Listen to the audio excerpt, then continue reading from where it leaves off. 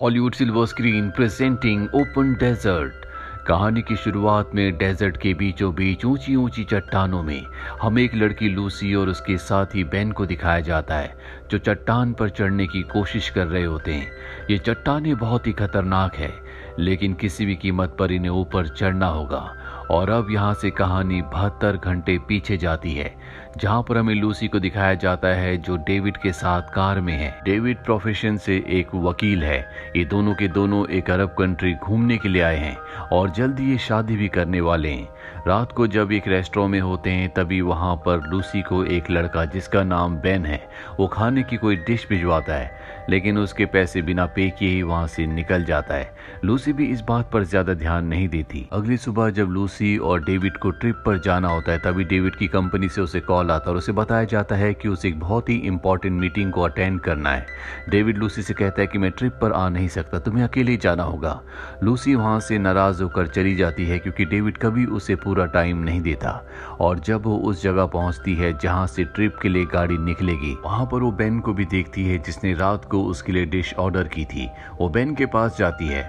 Ben उसे बताता है कि वो भी यहाँ इस डेजर्ट में घूमने के लिए आया है। उसे एक ऐसी जगह पता है जो बहुत ही रोमांचक है। वो लूसी को भी अपने साथ चलने के लिए कहता है, लेकिन लूसी मना कर देती है और उस गाड़ी में जाकर बैठ जाती है जिस गाड़ी में उसे ट्रिप पर जाना है। इस गाड़ी में बहुत सारे और भी टूरिस्ट होते हैं, जो सब के सब बूढ़े होते हैं। इसीलिए लूसी के मन में आता है क्यों ना बेन के साथ उसकी उसी खास जगह पर जाए। वो बेन की गाड़ी में जाकर बैठ जाती है। बेन उसे ड्राइव करने के लिए कहता है और बहुत लंबा सफर तय करने के बाद ये उस जगह पहुंच जाते हैं जिस जगह के बारे में बेन ने बताया था। ये सच में एक खूबसूरत जगह थी। यहाँ से डेजर्ट को दूर दूर तक देखा जा सकता था। लूसी को यहाँ आकर बहुत अच्छा लगता है। रात को दोनों वहीं पर स्टे करते हैं और जब सुबह लूसी की आंखें खुलती है तो वो देखती है कि बेन पैराशूट से नीचे कूद गया है। ये देखकर वो घबरा जाती है, क्योंकि अब उसे अकेले नीचे जाना होगा।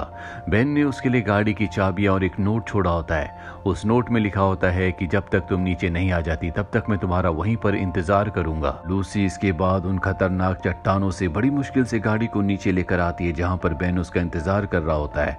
बेन पर वो गुस्सा करती है, क्योंकि उसकी वजह से वो लेट हो गई। इस वक्त तक उसे डेविड के पास जाना था। वहीं डेविड को दिखाया जाता है, जो उस टूरिस्ट वाली गाड़ी के पास पहुंचता है।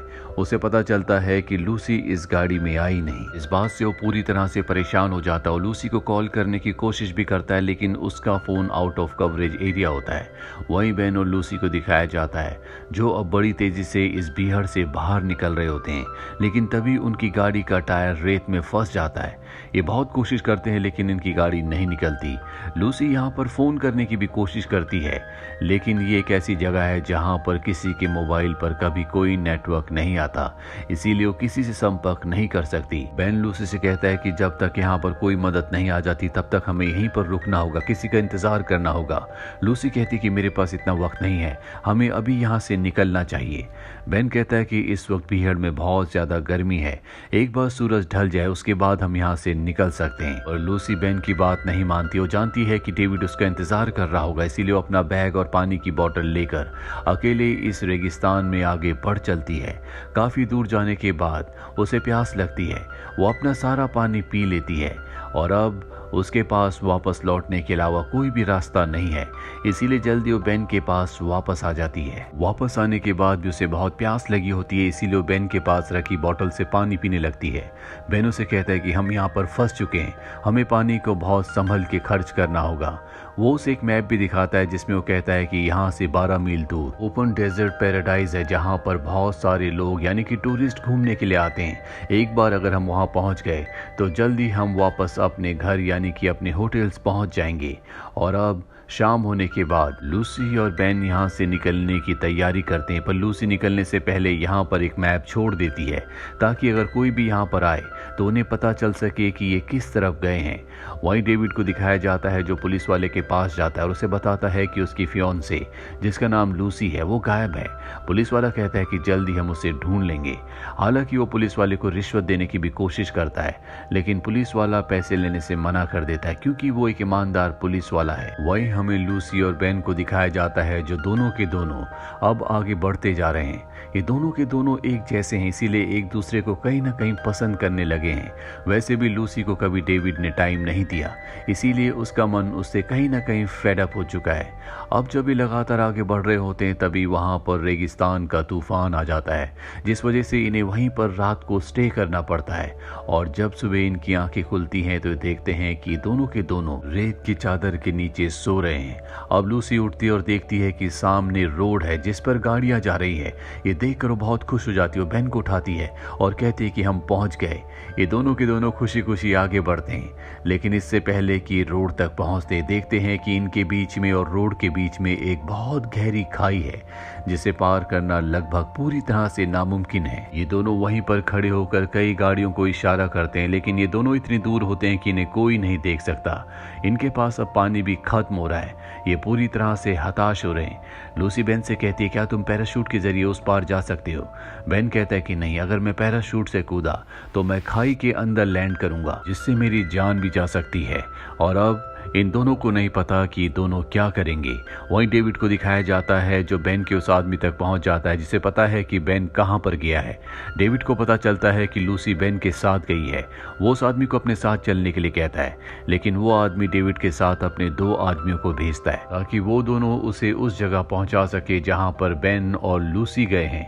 वहीं लूसी और बेन को दिखाया जाता है जो अब उस गहरी और चौड़ी खाई के साइड पर चलना शुरू करते हैं कि अगर कहीं पर ये खाई खत्म हो तो ये उस जगह को पार कर सके। लेकिन कई कोस चलने के बाद भी वो खाई खत्म नहीं होती। ये दोनों बहुत ज्यादा थक जाते हैं। अब इनका खाना और पानी दोनों खत्म हो चुके हैं। ये एक चट्टान के नीचे कुछ देर सो जाते हैं और जब इनकी आंखें खुलती है तो बेन तय करता है कि वो इस गहरी खाई को पैराशूट से क्रॉस करने की कोशिश करेगा, लेकिन लूसी उसे ऐसा करने से मना करती है क्योंकि वो जानती है ऐसे में उसकी जान भी जा सकती है। लूसी कहती है, क्यों ना हम इन चट्टानों से नीचे जाकर खाई के अंदर जाए और उसके बाद चट्टानों से ऊपर चढ़कर इस खाई को पार कर लें। ये दोनों के दोनों तय करते हैं कि ये ऐसे ही करेंगे, जिसके बाद ये इन चट्टानों पर चढ़ना शुरू कर देते हैं। और ये वही पल होता है जहां से कहानी शुरू हुई थी। यहाँ पर जब ये चट्टानों पर होते हैं तभी लूसी का पैर स्लिप हो जाता है जिससे वो चट्टान के ऊपर ही लटक जाती है। बेन उसकी मदद करने के लिए ऊपर जाता है और जब वो उसकी मदद करने की कोशिश कर रहा होता है तो वो ऊपर से नीचे गिर जाता है। लूसी भी नीचे गिर जाती है। कुछ देर बाद जब लूसी को होश आता है तो देखती है कि बेन बहुत बुरी तरह से घायल हो चुका है, अब वो चल भी नहीं सकता। वहीं डेविड को दिखाया जाता है जो उन दोनों आदमियों के साथ उस जगह पहुंच जाता है जहां पर लूसी की और बेन की गाड़ी है। वहां पहुंचने के बाद डेविड को लूसी का कैमरा मिलता है जो उसी जगह भूल गई थी और जब वो उसमें रिकॉर्डेड फुटेज देखता है तो उसमें लूसी और बेन की रिकॉर्डेड फुटेज होती है जिसमें दोनों एक दूसरे के साथ बहुत खुश थे। डेविड को लगता है कि लूसी उसे छोड़कर धोखा देकर चली गई, वो बेन के साथ खुश है, इसीलिए वो उसकी तलाश करना बंद कर देता है। वहीं लूसी और बेन को दिखाया जाता है जो पूरी तरह से हताश हैं। दरअसल ये उस खाई के अंदर पहुंच ही नहीं पाए थे। जब ये थोड़ा सा नीचे गए थे तभी इनका पैर स्लिप हो गया था, यानी कि अब भी ये पूरी तरह से खाई के इसी तरफ होते हैं। और अब लूसी तय करती है कि वो पैराशूट से दूसरी तरफ जाने की कोशिश करेगी। बहुत कोशिश करने के बाद उसका पैराशूट उड़ने लगता है और जैसे ही वो उस खाई को पार करने वाली होती है तभी हवा का रुख बदलने की वजह से उसका पैराशूट नीचे खाई में चला जाता है। जहां पहुंचने के बाद लूसी बेहोश हो जाती है। जब लूसी को होश आता है तो देखती है कि उसके सामने एक लड़की है, वो उसका पीछा करती है और वो एक कबीले तक पहुंच जाती है जहां पर बहुत सारे लोग होते हैं और उनके सामने पहुंचते वो वहीं पर गिर जाती है क्योंकि वो बहुत ज्यादा थकी हुई होती है। इसके बाद वो कबीले वालों को बताती है कि उसका साथी ऊपर है। कबीले वाले उसके साथी को यानी कि बेन को रेस्क्यू कर लेते हैं और अपने साथ ले जाते हैं जहां पर रात को बेन को होश आ जाता है। वो खुश होता है कि वो सही सलामत है। वहीं डेविड के वो 2 साथी जिन्हें डेविड लूसी और बेन को अपने साथ ढूंढने के लिए यहाँ पर लाया था, वो दोनों के दोनों गाड़ी लेकर बेन और लूसी तक पहुंच जाते हैं। तो लूसी और बेन को अपनी गाड़ी में बिठाते हैं, लेकिन गाड़ी में डेविड नहीं होता। दरअसल इन दोनों आदमियों ने डेविड को पीछे बांध कर रखा होता है। इसके बाद ये बेन और लूसी से पूछते कि हम तुम्हें कहाँ छोड़ दें। बेन कहता है कि हमारी गाड़ी रेगिस्तान में बीहड़ में बीच में फंसी हुई है, आप हमें हमारी गाड़ी तक छोड़ दें। और ये इन दोनों को वहां ले जाते हैं। यहाँ पहुंचने के बाद इस बीहड़ के कुछ खतरनाक व्यापारी आते हैं जो कि क्रिमिनल्स हैं, जो इंसानों को खरीदते हैं। दरअसल ये दो आदमी जो डेविड के साथ आए थे, ये इंसानों को बेचते हैं।